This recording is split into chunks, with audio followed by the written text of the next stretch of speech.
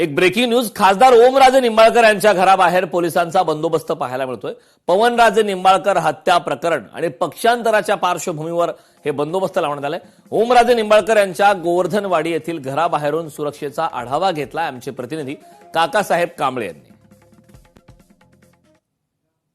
पवनराजे निंबाळकर आणि त्यांचे ड्रायव्हर समद काजी या दुहेरी हत्याकांडाचा तब्बल 20 वर्षांनी निकाल लागणार आहे.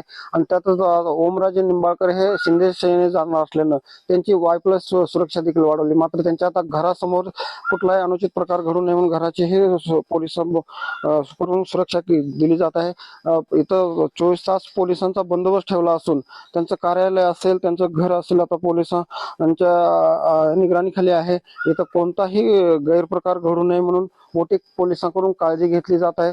16 तारखेला या खटल्याचा निकाल लागणार होता, मात्र तो निकाल लांबणीवर लागला आणि तो निकाल आज लागणार असल्यानं निकालाकडे सर्वांचं लक्ष लागले. मात्र सध्या ओमराजे यांच्या घरासमोर पोलीस बंदोबस्त लागल्याचं चित्र आहे. काकासाहेब कांबळे, लोकशाही मराठी, धाराशिव. लोकशाही मराठी ऐका, पहा, जागरूक रहा.